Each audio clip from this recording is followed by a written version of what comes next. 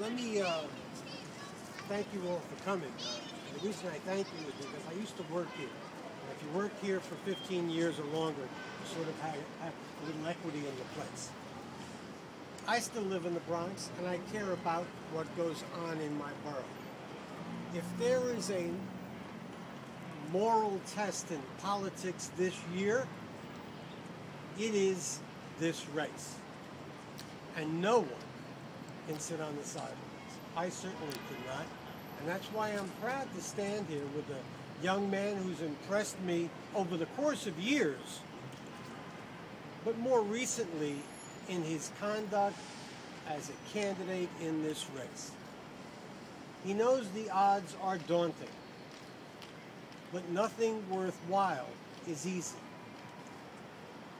And if we're going to make the senator of the 33rd Senate District make us proud again, then we've all got to get behind Gustavo Rivera. That's why I'm proudly at his side supporting his candidacy.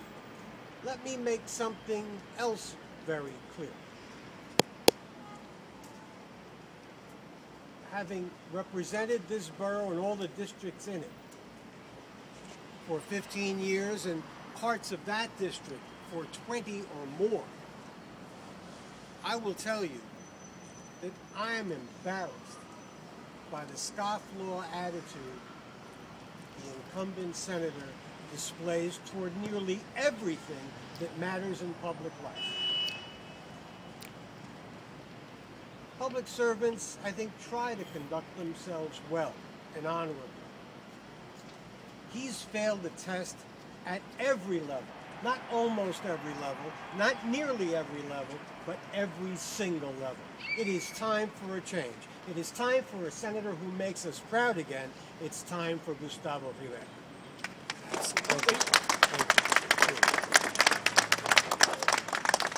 I want to take this time to really thank Fernando Ferrer for his support today.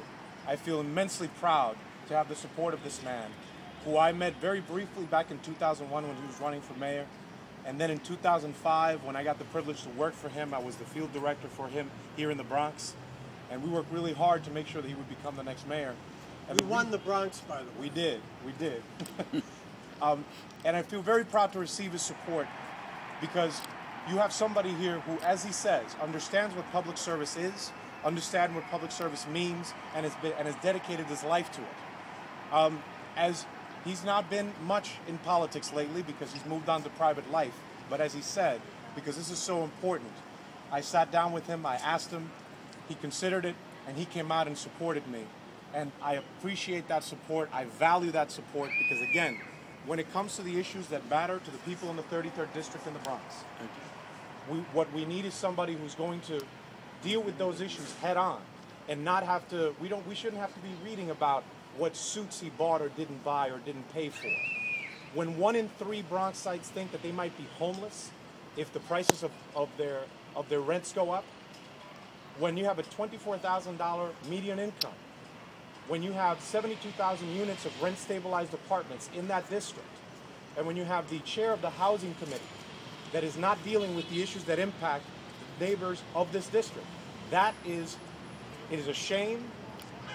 And we need somebody in there that wants to work for the people of the 33rd District again. Just like Fernando Ferrer doing his entire career, working for the people of the Bronx here. What I want to do is I want to work for the people of the Bronx. I want to work for the 33rd District. That is why I'm proud to receive his endorsement, because just like he did during 15 years in this building, hopefully I will get to do it for a long time in Albany. So again, Freddie, thank you so much for your support. Thank you so much for your help. I'm proud to receive it. And thank you. We'll go and win on September 14th. Thank you.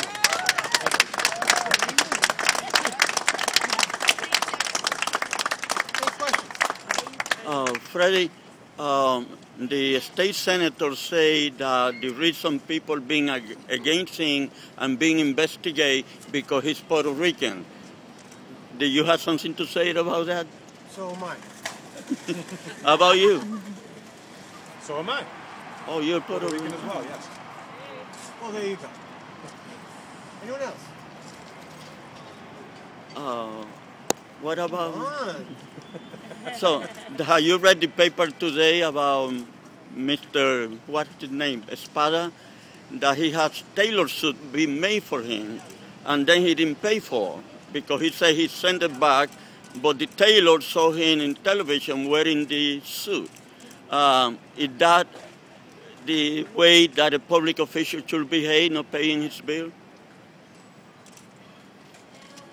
I don't have much of a high regard for gangster fabrics and suits. So, what can I tell you? I would say that when we shouldn't be talking about a suit. I think it's a distraction. And I think what we need to be talking about is the needs of the people of the Bronx, the needs of the 33rd District. The folks in the Northwest Bronx need somebody who can work for them, somebody who's going to be committed to working for them, not somebody who lives in the Mariner, not somebody who switches to the Republican Party when it suits his needs. We need somebody who's committed, who has been a Democrat for all his life, as I have been and I continue to be. Somebody who is committed, again, to working for them. So I want to be accountable to them, and I think we need to hold him accountable, and we will do that on September 14th. Thank you. All right. Thank you. Thank you.